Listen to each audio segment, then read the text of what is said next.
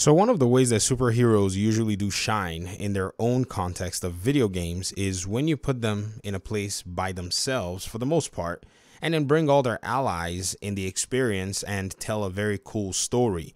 Now, there are different ways this can be done. You could maybe make a superhero game with multiple superheroes, but in that same sense, you have to kind of make your story very deep. It has to be engaging, and this is something that few writers are able to pull off in different aspects of the gaming industry.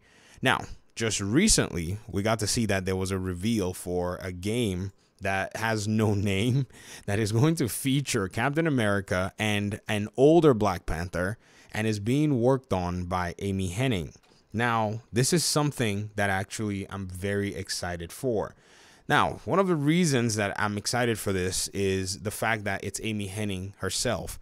Amy Hennig was very pivotal in a lot of the writing and direction of some of the Uncharted games. Also, I think Legacy of Kain. So all the way back to that point, it pretty much is one of those things where she is someone who, in the right of, if you call it someone who's actually quite pivotal, that's how you put it, in the entirety of maybe, making some iconic games, Amy Hennig is in that list because the Uncharted games were very special games.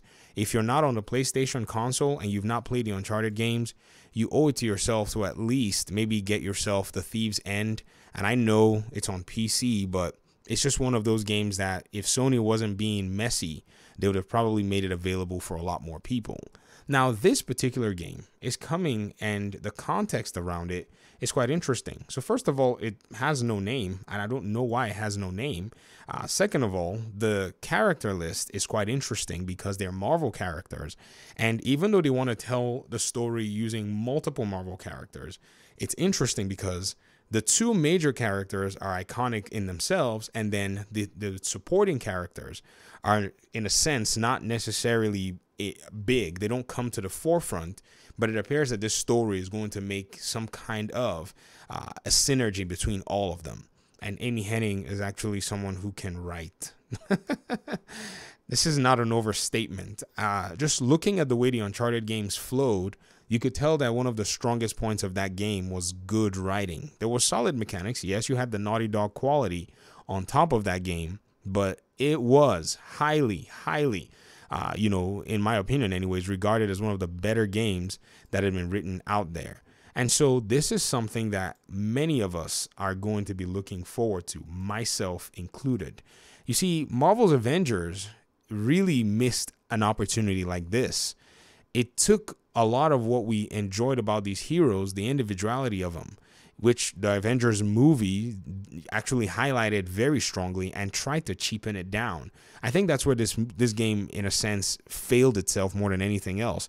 It could have done better. We were used to an Avengers where its writers, in the onset of the Avengers, cinematic movie line, were very hungry. They had just discovered that there was an appeal for superhero games if they were well written. If you wrote Iron Man well, people would watch. If you wrote Thor well, apparently people would watch. And so they converged all of them, put them in the same movie, and then just had them have similar enemies, and it worked for multiple movies and racked up millions of dollars.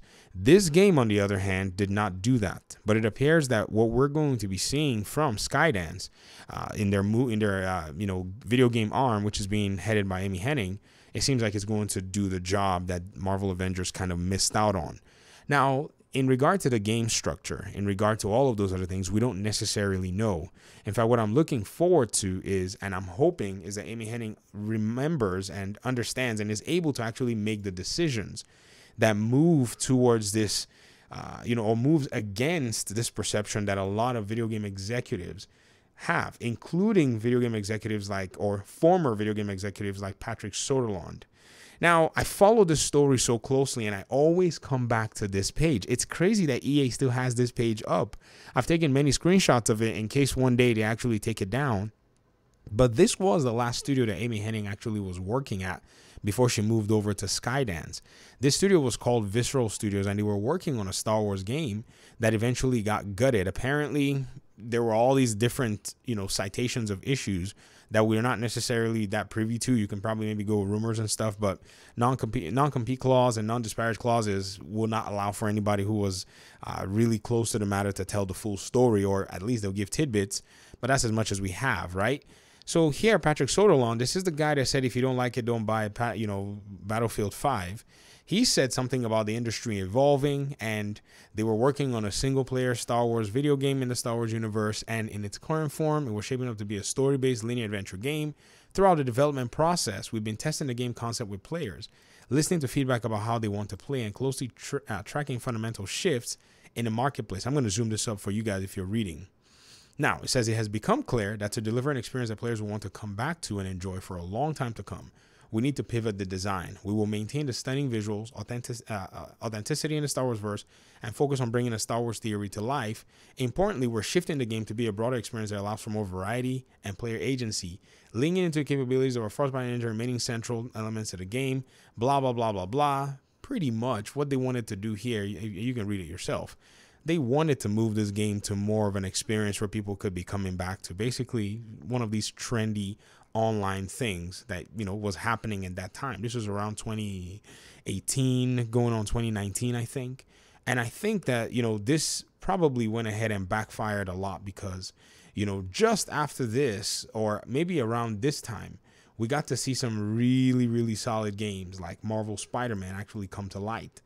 We got to see some really solid single-player games, even from EA or under EA, like Star Wars Jedi Fallen Order, actually, impress fans and win a lot of hearts to the single-player game idea. Now, I can understand a lot of these, developers, they want to make every game like Battlefield and Apex and whatever it is, so people are coming back to play. But it appears that some of them don't necessarily understand that there has to be a balance.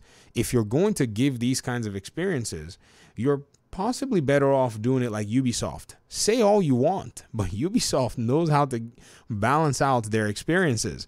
If they go far in one direction, before you know what's happening, they'll revert back exactly to where it is that they were, at least close to where they were. Look at their new Assassin's Creed Mirage, which looks exactly like an Assassin's Creed game that you would have played back in the early, the mid 2000s or something.